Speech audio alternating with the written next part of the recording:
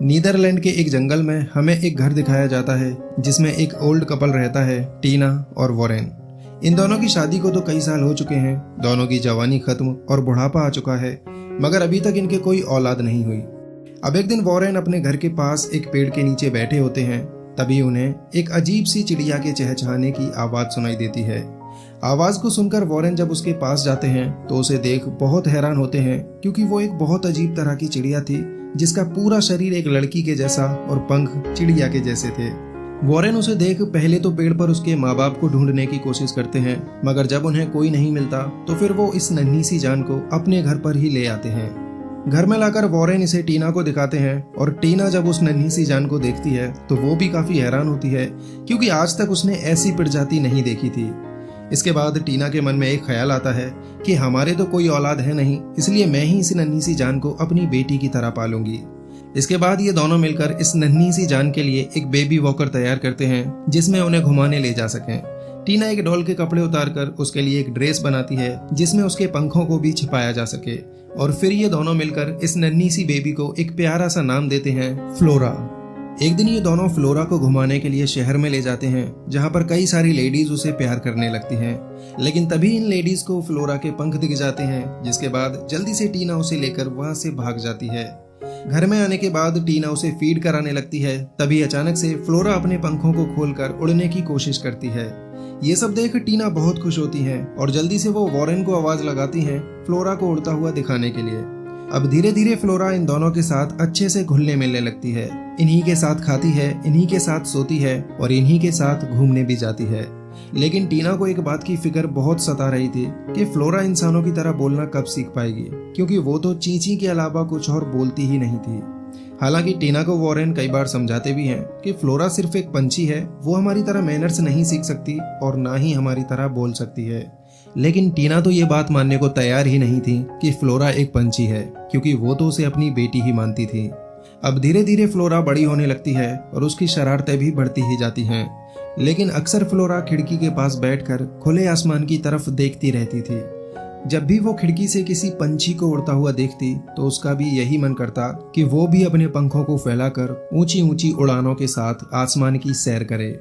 लेकिन टीना इस सबसे बड़ी परेशान थी। उन्हें लगता था कि फ्लोरा पंछियों को देखकर ही उड़ने की कोशिश करती है, इसलिए अगर उसे ज्यादा वक्त इंसानों के बीच में रखा जाए तो शायद वो इंसानों की तरह ही बिहेव करेगी। इसलिए एक दिन टीना अपने साथ फ्लोरा को शहर के एक बड़े रेस्टोरेंट में लेकर जाती हैं, जहां पर हर तरह के इंसान आया करते थे।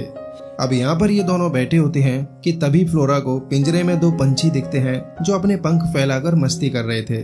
बस फिर क्या था, फ्लोरा भी उन्हीं की तरह बार बार अपने पंख फैलाने की कोशिश करती है, लेकिन हर बार टीना उसे रोक देती है, क्योंकि अगर यहाँ किसी ने फ्लोरा के पंख देख लिए तो फिर गजब हो जाएगा।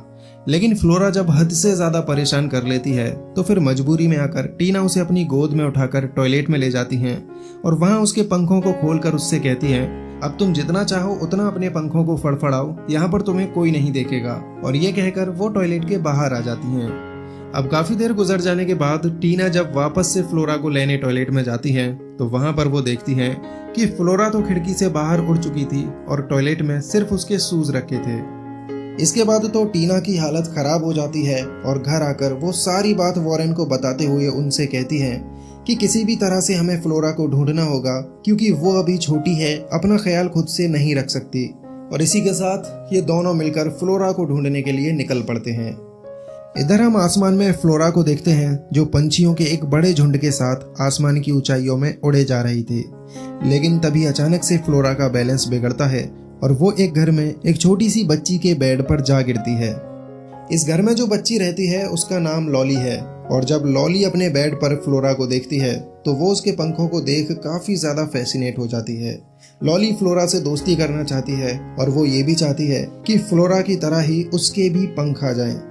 इसी बीच घर में लॉली के फादर आ जाते हैं, जिनके आते ही लॉली फ्लोरा को जल्दी से बेड के नीचे छिपा देती है और अपने डैड के जाने के बाद वापस से बेड के नीचे से निकाल लेती है और फिर उसे अपने साथ लेकर एक पेड़ पर चली जाती है, जहां पर ये दोनों रात गुजारने वाले थे।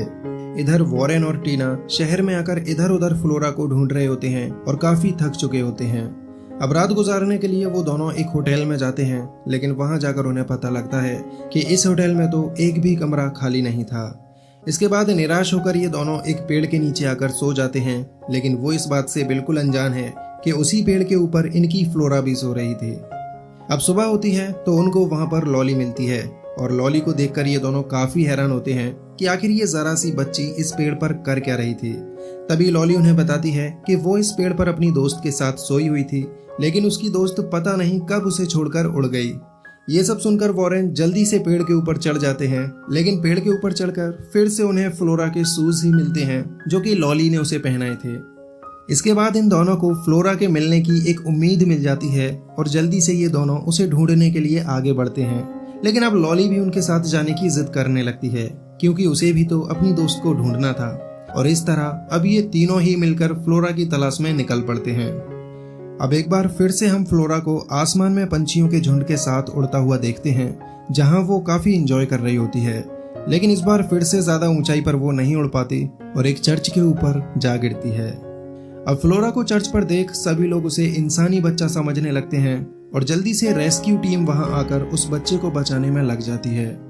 इस रेस्क्यू टीम में एक बहुत ही बहादुर रेस्क्यूअर भी होता है, जो इतना बहादुर था कि कोई भी मिशन करते वक्त पैंट में ही सूसू कर ले, और वो हमेशा खुद की ही जाबाजी के किस्से लोगों को सुनाते रहता है, बिल्कुल किसी शेख चिल्ली की तरह। तो अब डरते डराते जैसे ही वो रेस्क्यूअर चर्च के ऊपर फ्लोरा के पास पहुंचता है, वैसे ही फ्लोरा डर के मारे वहां से भी उड़ जाती है और सबको लगता है कि फ्लोरा को कोई चील उड़ा कर ले गई। इसके बाद ये खबर आग की तरह पूरे शहर में फैल जाती है कि एक मासूम बच्ची को चील उड़ा कर ले गई। और जब ये खबर टीना सुनती है तो वो समझ जाती है कि वो बच्ची हमारी फ्लोरा ही होगी। और फिर ये तीनों भागे भागे उस डरपोक बहादुर रेस्क्यूअर के पास जाते हैं जिसने फ्लोरा को करीब से देखा था। लेकिन यहाँ तो रेस्क्यूअर भाई साहब की हालत काफी खराब होती है, क्योंकि उन्हें इस बात का सदमा लग चुका था कि उस बच्ची को चील उड़ा कर ले गई। तो अब टीना और वॉरेन उस रेस्क्यूअर को बताते हैं कि वो कोई बच्ची नहीं थी, हमारी फ्लोरा थी जो कि उड़ भी सकती है, और तुम्हें देखकर वो खुद उड़ी होगी, किसी चील ने उसे नहीं उड़ाया। ये सब जानकर तो बेचारा रेस्क्यूअर और ज्यादा शॉक्ड हो जाता है, क्योंकि उसे वॉरेन की बात हजम ही नहीं हो रही थी। और फिर इन तीनों की रिक्वेस्ट पर रेस्क्यूअर भी मदद करने के लिए इनके साथ फ्लोरा की तलाश में चल पड़ता है। पूरे दिन भर चलने के बाद भी फ्लोरा तो इन्हें कहीं नहीं दिखती। ये चारों बुरी तरह से थक चुके थे, इसलिए रात गुजारने के लिए जंगल में ही रुक जाते हैं। अब सुबह होने पर लॉली की नजर फ्लोरा के स्वेटर पर पड़ती है, जो हवा में उड़ता हुआ एक गहरे कुएं में गिर जाता है। स्वेटर को देख लॉली कुएं की तरफ भागती है और वो रेस्क्यूअर भाई साहब सबको बीच में रोकते हुए कहते हैं, आप सब यहीं रुकिए, मैं हूं ना, मैं फ्लोरा को बाहर लाऊंगा। मगर जैसे ही भाई साहब की नजर कुएं के अंदर जाती है तो कुएं की गहराई को देख इनकी हवा टाइट हो जाती है और फिर मासूम लॉली को ही कुएं के अंदर जाना पड़ता है। कुएं में उतरकर लॉली को सिर्फ फ्लोरा का स्वेटर ही मिलता है, फ्लोरा तो वहां पर नहीं होती। और इस तरह से एक बार फिर से इनके हाथ निराशा ही लगती है। अब लॉली को कुएं से बाहर लाने के लिए टीना कुएं में जाती है और बड़ी मशक्कत के साथ वॉरेन पूरा जोर लगाकर रस्सी को खींचने लगते हैं। लेकिन मजाल है, रेस्क्यूअर भाई साहब रस्सी खिंचवाने में हाथ भी लगवा दें, वो तो बस नई दुल्हन की तरह मुंह छिपा जाते हैं। फाइनली वॉरेन इन दोनों को कुएं के बाहर निकाल लेते हैं और अब ये सभी आराम करने के लिए एक हॉस्टल में जाते हैं। लेकिन वो कोई हॉस्टल नहीं बल्कि हॉस्टल था, यानी कि HORSTEL, मतलब मेंटल लोगों का हॉस्टल। तो इस हॉस्टल में अगर टीना लॉली को नहलाती है और फिर उसे कपड़े चेंज करने उसके रूम में भेज देती है। अब रूम में कपड़े चेंज करते हुए लॉली की नजर एक लड़के पर पड़ती है जो बाहर आराम से पेड़ के ऊपर बैठा हुआ था। उसे देख लॉली भी उसके पास चली जाती है और दोनों एक दूसरे के अच्छे दोस्त बन जाते हैं। अब रात को ये सभी अपने अपने कमरों में सो रहे होते हैं, तभी उस लड़के के बेड के नीचे से किसी चिड़िया के चहचहाने की आवाज सुनाई देती है। आवाज सुनकर लड़का बेड के नीचे देखता है तो यहाँ उसे फ्लोरा मिलती है, जिसे काफी ठंड लग रही थी।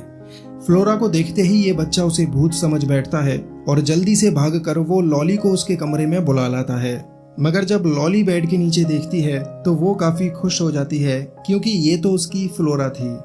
अब क्योंकि फ्लोरा को काफी ठंड लग रही थी, इसलिए जल्दी से लॉली एक कंबल लेती है और फिर ये तीनों उस कंबल में ही सो जाते हैं।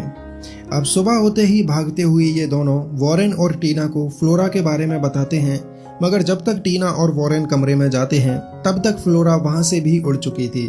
इसके बाद ये सभी फिर से फ्लोरा को ढूंढने के लिए जाने लगते हैं, मगर इस बार लॉली उनके साथ आने से मना कर देती है क्योंकि अब उसे एक नया दोस्त मिल चुका था। तो टीना यहाँ लॉली से विदा लेती हैं और फिर ये तीनों ही फ्लोरा की तलाश में आगे बढ़ते हैं। अब लगातार पूरा दिन धूप में चलते रहने से रेस्क्यूअर भाई साहब तो काफी थक जाते हैं और वहीं पर लुढ़क जाते हैं, मगर टीना उससे कहती है तुम्हें रुकना है तो रुको, मैं तो अपनी फ्लोरा को ढूंढकर ही रहूंगी। और ये कहते हुए टीना आगे बढ़ जाती है, लेकिन वॉरेन उसे समझाते हैं कि ये ठीक नहीं है, हम इसे बीच रास्ते में ऐसे छोड़कर नहीं जा सकते। मगर टीना वॉरेन की भी नहीं सुनती और अकेले ही जंगल में जाने लगती है। इधर रेस्क्यूअर भाई साहब फिर से अपनी इमेजिनेशन वाले किस्से वॉरेन को सुनाने लगते हैं। तो अब वॉरेन को भी टीना की फिक्र होने लगती है क्योंकि वो इस जंगल में अकेले ही चली गई थी। इसलिए वॉरेन रेस्क्यूअर को वहीं पर रुकने को कहते हैं और खुद टीना के पीछे भाग पड़ते हैं। अब जंगल में उन्हें टीना कहीं भी दिखाई नहीं देती, तो वॉरेन को घबराहट होने लगती है। इसलिए जल्दी से वो एक ऊंचे पेड़ पर चढ़कर दूरबीन से चारों तरफ देखते हैं तो काफी दूर उन्हें टीना दिखाई देती है, जो एक नदी को पार करते हुए आगे बढ़ रही थी। उसे देख जल्दी से वॉरेन पेड़ से नीचे उतरते हैं और भागकर टीना के पास पहुंचकर गुस्से में उससे कहते हैं कि बस बहुत हुआ, अब हम वापस से अपने घर जा रहे हैं। ये सुनकर टीना काफी निराश होती हैं, लेकिन वो कुछ कर भी नहीं सकती थी, इसलिए वो भी वॉरेन की बात मान लेती हैं। अब रात को फिर से ये लोग जंगल में ही सो रहे होते हैं। तभी अचानक से उस रेस्क्यूअर की नींद खुल जाती है और वो देखता है कि फ्लोरा एक पेड़ पर उल्टी लटकी हुई फड़फड़ा रही है। फ्लोरा को मुसीबत में देख पहली बार रेस्क्यूअर भाई साहब हिम्मत दिखाते हैं और किसी तरह लटकते झटकते वो फ्लोरा की जान बचाने में कामयाब हो जाते हैं। लेकिन भाई साहब इतने बैल बुद्धि थे कि किसी को बताए बिना ही फ्लोरा को छोड़कर उसे उड़ा देते हैं और फिर सुबह को अपनी इस बहादुरी का किस्सा वॉरेन और टीना को सुनाने लगते हैं। ये जानने के बाद टीना को काफी मलाल तो होता है, लेकिन फिर भी वो इस बात से खुश थी कि उनकी बच्ची फ्लोरा सही सलामत थी। अब यहाँ से ये दोनों उस रेस्क्यूअर से भी विदा लेते हैं और अपने घर जाने के लिए निकल पड़ते हैं। रास्ते में जाते हुए टीना की नजर फ्लोरा पर पड़ जाती है, जो मजे से आसमान में उड़ रही थी। अब तो ये दोनों पूरे एक्साइटमेंट के साथ उसका पीछा करते हैं, लेकिन उड़ती हुई फ्लोरा उनकी नजर से बहुत दूर बीच समंदर में जा पहुंचती है। अब इन दोनों को बिल्कुल ही कोई उम्मीद नहीं बचती कि फिर कभी वो फ्लोरा को देख भी पाएंगे, क्योंकि वो तो समुंदर के पार जा रही थी। और ये देख वो दोनों दुखी होकर वापस अपने घर जाने के लिए आगे बढ़ते हैं। तभी हमारी नजर फ्लोरा पर जाती है, जिसे उड़ पाने में बहुत ही मुश्किल हो रही थी। शायद उसके पंख ठीक से काम नहीं कर रहे थे और फिर देखते ही देखते फ्लोरा समुंदर में ही जा गिरती है। इधर वॉरेन और टीना अपने घर जाने वाली बस में चढ़ जाते हैं और आंखों में फ्लोरा की यादों को ताज़ा करते हुए वहां से जाने लगते हैं। लेकिन तभी अचानक से वॉरेन की नजर समुंदर में फ्लोरा पर पड़ जाती है, जो एक लकड़ी के टुकड़े पर पड़ी हुई लहरों के साथ किनारे पर चली आ रही थी। फ्लोरा को देखते ही ये दोनों बस में से उतरकर किनारे की तरफ भाग पड़ते हैं और जल्दी से वॉरेन फ्लोरा को अपनी गोद में उठा लेते हैं। फ्लोरा भी इन दोनों को देखकर बहुत खुश होती है और फिर ये दोनों उसे अपने साथ घर ले आते हैं। यहाँ पर हम देखते हैं कि फ्लोरा के पंख किसी चीज में उलझे हुए थे, इसलिए वो समुंदर में गिर गई थी। तो सबसे पहले वॉरेन उसके पंखों को खोल देते हैं और फिर फ्लोरा के मिल जाने की खुशी में ये दोनों खूब मस्ती में डांस करने लगते हैं। अब रात हो जाती है और ये दोनों चैन से बिस्तर पर सो रहे होते हैं, मगर फ्लोरा को जरा भी नींद नहीं थी। वो तो बस आसमान की तरफ देखकर बार बार खिड़की में से उड़ जाने की कोशिश कर रही थी, लेकिन खिड़की बंद होने के कारण हर बार टकराकर नीचे गिर जा रही थी। बार बार उसके गिरने की आवाज सुनकर टीना की भी नींद खुल जाती है और इस तरह से फ्लोरा को खिड़की से टकराता हुआ देख जल्दी से टीना उसे गोद में उठा लेती हैं कि फ्लोरा को इस तरह से हम घर के अंदर नहीं रख सकते, क्योंकि उसे आज़ादी पसंद है। तो इसलिए सुबह होते ही दोनों हस्बैंड वाइफ ये डिसाइड करते हैं कि वो फ्लोरा को छोड़ देंगे, जिससे जहां भी उसका मन करे वहां वो आज़ादी के साथ जा सके। और फाइनली फ्लोरा को लेकर ये दोनों फील्ड में आते हैं और वहीं पर उसे आज़ाद कर देते हैं, जिसके बाद मस्ती में झूमती हुई फ्लोरा उड़ते हुए वहां से कहीं दूर चली जाती है।